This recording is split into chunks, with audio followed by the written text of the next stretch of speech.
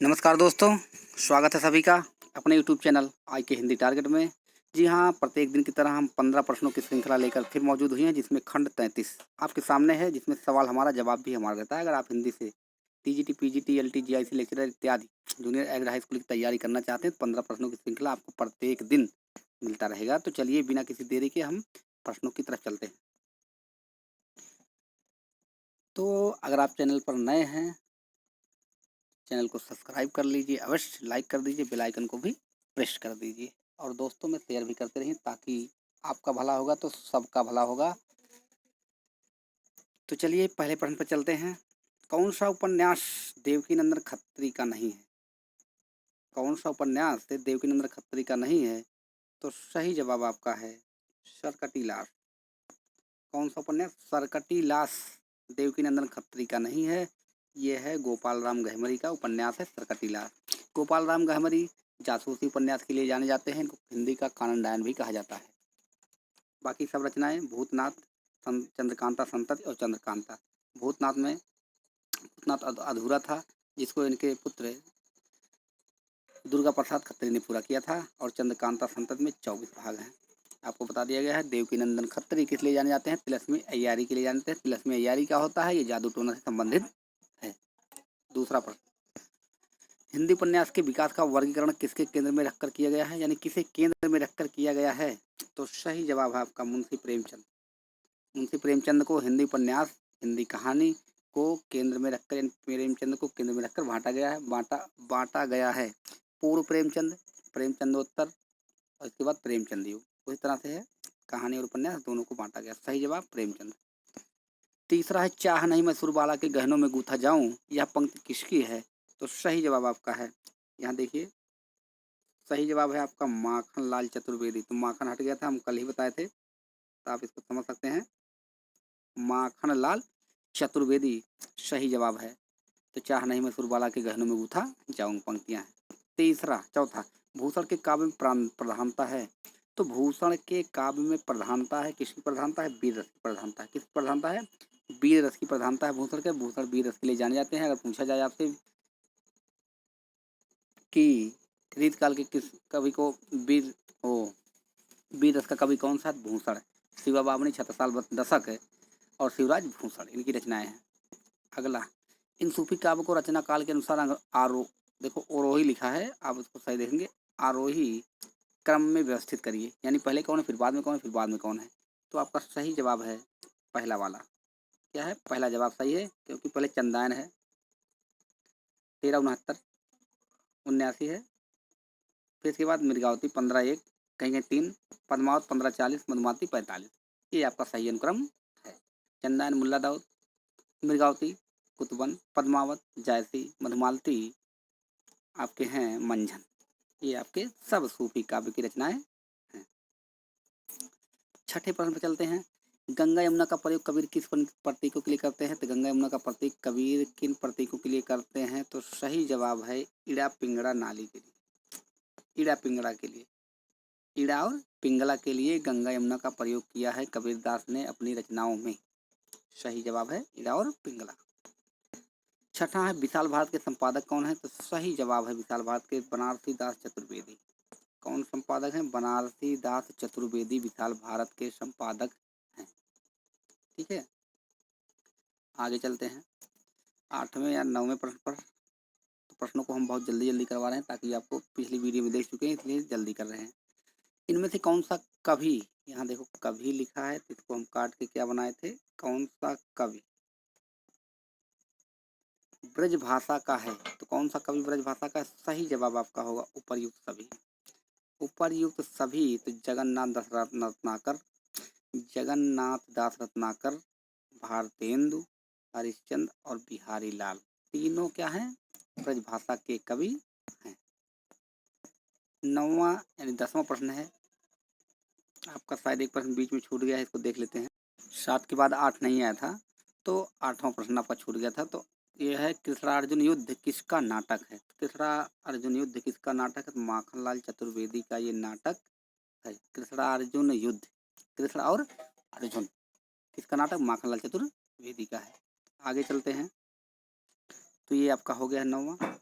10वां ब्रज भाषा में उत्तम पुरुष एक वचन में प्रयुक्त सर्वनाम है। ब्रज भाषा उत्तम पुरुष में प्रयुक्त सर्वनाम है, तो इसका प्रयोग होता है ब्रज भाषा में हूँ का प्रयोग। जिस तरह से हम यहाँ अवधी भाषा में हम और मैं बोलते हैं, उसी तरह ब्रज भाषा में उत्तम पुरुष एक वचन के लिए हूँ का प्रयोग होता है। देखिए लिखा है हूँ, हूँ का प्रयोग होता है। इसको आप ध्यान से देख लीजिए, याद कर लीजिए।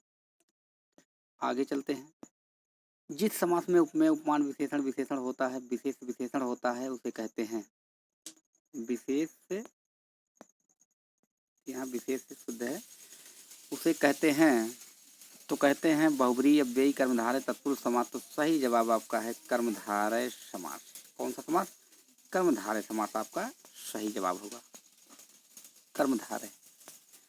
12 है अनुप्रास अलंकार में कितने भेद होते हैं? अनुप्रास अलंकार के कितने भेद होते हैं? तो सही जवाब आपका है 5।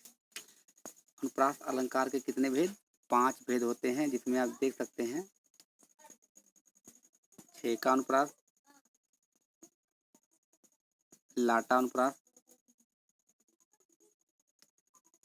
श्रुत्यानुप्रास, वृत्यानुप्रास और एक बचा है अंत्यानुप्रास।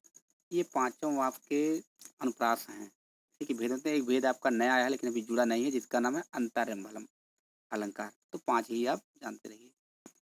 13 है निज गौरव का नित्य ज्ञान रहे। पंक्ति में कौन सा वर्णिक छंद है? कौन सा वर्णिक छंद है? सही जवाब आपका है त्रोटक या त्रोटक। यानी इसमें क्या होता है, 12 वर्ण तो होते हैं, वंशा समेत द्रुत विलंबित में होते हैं, लेकिन इसमें क्या होता है, इसका क्या होना चाहिए, किसका क्या कहते हैं, इसमें जो है आपका, तो इसमें 4 सगण होता है। यानी 4 सगण इसमें होने चाहिए। तो एक एक ये, एक एक ये, एक एक दो, एक एक दो। तो यानी 1 सगण, 2 सगण, 3 सगण, 4 सगण का क्रम होता है। ये आपका होता है तोटक। वंशस्थ में क्या होता है, जगण होगा, तगण होगा, जगण होगा, रगण होगा, इस तरह से। द्रुत विलंबित क्या है, नगण होगा, भगण होगा, भगण होगा, रगण होगा, इस तरह से सब अलग अलग है। माल्य में 15 होते हैं वर्ण। ठीक है, तो सही जवाब आपका यही है। 14 है टाठा डाढ़ा अड़ा वर्णों के प्रयोग का संबंध काव्य के किस गुण से माना जाता है? तो सही जवाब आपका ओज गुण। जहाँ पर टाठा डाढ़ा रहेगा तो वहाँ पर ओज गुण का प्रयोग होगा, या कर्कश ध्वनियाँ कहलाती हैं। आज का अंतिम और प्रश्न क्या है, मरण का विलोम शब्द क्या होगा? मरण का विलोम शब्द सही होगा जीवन। मरण का विलोम शब्द क्या होगा? जीवन। मरण का जीवन होगा, और जीवित का मृत्यु होता है, और अमर का मर्त्य होता है, मर्त्य का अमर होता है। सभी के बता दिए हमने। तो आज के 15 प्रश्न पूरे हो चुके हैं। अब आपको लेके चलते हैं 15 प्रश्नों की श्रृंखला, जो आपको कमेंट बॉक्स में लिख कर देने हैं जवाब। तो चलिए बिना किसी देरी के पहला प्रश्न आपका आ चुका है। गोदान के पात्रों के संबंध में क्या एक असंगत है? गोदान के पात्रों के संबंध में क्या एक असंगत है? तो गोदान प्रेमचंद की रचना है, जिसमें पात्र है, उसमें से क्या एक असंगत है पात्रों के संबंध में? तो पहला क्या है, सोना रूपा होरी 2 पुत्रियां हैं। सोना रूपा होरी की 2 पुत्रियां हैं, ये बताना है। दूसरा, झुनिया भोला की विधवा पुत्री है, गोबर की प्रेमिका है, पत्नी है। तीसरा, होरी धनिया गोदान के नायक नायिका पति पत्नी है। और चौथा, भोला दाता दीन और गोबर का पिता है। इनमें से कौन एक असंगत है, यानी कौन एक, चारों ऑप्शन में से कौन एक गलत है, ये आपको बताना है कमेंट बॉक्स में लिखकर। दूसरा प्रश्न, कौशिक ने अपने किस उपन्यास में उन्होंने अंतरजातीय विवाह की समस्या का कथानक का आधार बनाया है? कौशिक यानी विशंभर नाथ कौशिक ने अपने किस उपन्यास में अंतरजातीय विवाह की समस्या को कथानक का आधार बनाया गया है? तो माँ भिखारी संघर्ष कोई नहीं। माँ भिखारी संघर्ष कोई नहीं। तीसरा प्रश्न है, गोबर गणेश संहिता किसके निबंध संकलन का नाम है? तो गोबर गणेश संकलन, गोबर गणेश संहिता संकलन, गोबर गणेश संहिता किसके निबंध संकलन का नाम है? तो महावीर प्रसाद द्विवेदी, रमेश चंद्र शाह, चंद्रधर शर्मा गुलेरी, विष्णु प्रभाकर, किसके निबंध संकलन का नाम है, बताना है। चौथा, इनमें से कौन सा निबंधकार लाक्षणिक भाषा के लिए जाना जाता है? कौन सा निबंधकार लाक्षणिक भाषा, लक्षण, लक्षणा व्यंजना विधा जानते हैं, तो लाक्षणिक के लिए महावीर प्रसाद द्विवेदी, अध्यापक पूर्ण सिंह, भारतेंदु हरिश्चंद्र, पदम सिंह शर्मा। तो चारों में से कौन है, ये आपको बताना है। 5वां है, यदि प्रेम स्वप्न है तो श्रद्धा जागरण है। सत्य है, सही है भाई। यदि प्रेम स्वप्न है तो श्रद्धा जागरण है। यह किस निबंध की पंक्ति है? इस निबंध की पंक्ति है, चारों निबंध है। लोभ और प्रीति, घृणा, श्रद्धा और भक्ति, उत्साह। तो किसकी पंक्ति है? रामचंद्र शुक्ल की पंक्ति है, ये आपको बता दे रहे हैं। चिंतामणि में सब संकलित है। तो रामचंद्र शुक्ल ने जो पंक्तियां बोली हैं किस रचना में है? और सब रचना पंत की है, ओ शुक्ल की है। राम के बाल रूप की झांकी किस ग्रंथ में सर्वाधिक है? राम के बाल रूप की झांकी किस ग्रंथ में सर्वाधिक है? तो बरवय रामायण, कवितावली, रामचरितमानस, गीतावली। बरवय, कवितावली, गीतावली और रामचरितमानस। तो किसमें है? वो आपकी जिम्मेदारी बनती है, आपको बताना है। भाषाओं को प्राचीन से नवीन क्रम के व्यवस्थित कीजिए। कई बार बताया गया, बहुत बार बताया गया है। कैसे करना है? तो करना है कौन सही है? तो पहला सही है कि दूसरा सही है, तीसरा सही है, चौथा सही है? तो कौन सही है? यानी पाली प्राकृत संस्कृत अभ्रंश, संस्कृत प्राकृत अभ्रंश पाली, संस्कृत पाली प्राकृत अभ्रंश, प्राकृत पाली संस्कृत अभ्रंश। यानी चारों में से कौन सा ऑप्शन सही है आपको बताना है। यानी प्राचीन से नवीन की ओर, यानी पुराने से नए की ओर। 8वां है, व्युत्पत्ति को निपुणता किसने कहा? प्रत्येक दिन ऐसे प्रश्न को रखा जा रहा है। व्युत्पत्ति को निपुणता किसने कहा? तो रुद्रट, कुंतक, दंडी, मम्मट। रुद्रट, कुंतक, दंडी, मम्मट, चारों में से किसने कहा है?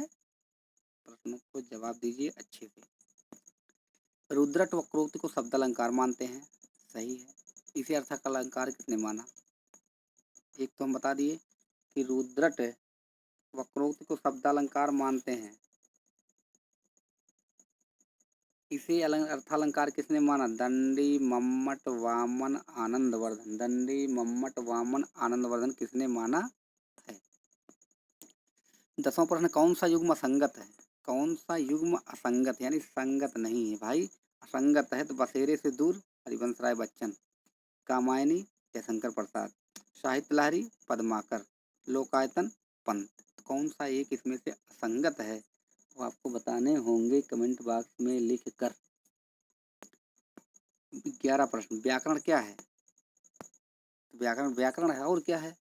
तो व्याकरण क्या है? भाषा के नियम, भाषा का उद्भव, भाषा का विकास, इनमें से कोई नहीं। तो चारों में से कौन सा जवाब सही होगा वो आपकी जिम्मेवारी। 12, लालटेन शब्द है। लालटेन शब्द क्या है? विदेशज,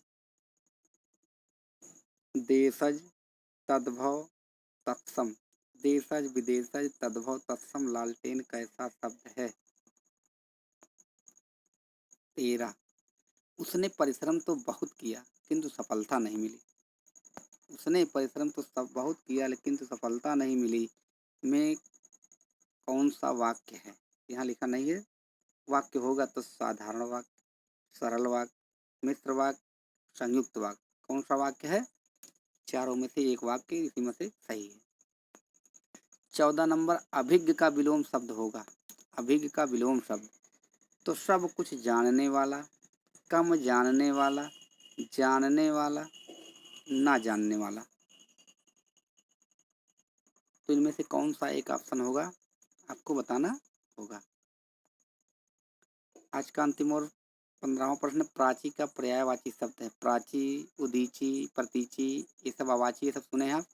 इसी में से पूछा गया प्राची का पर्यायवाची शब्द है पूर्व, पश्चिम, उत्तर, दक्षिण। यानी पूर्व, पश्चिम, उत्तर, दक्षिण। तो चारों में से कौन है ये आपको बताने हैं।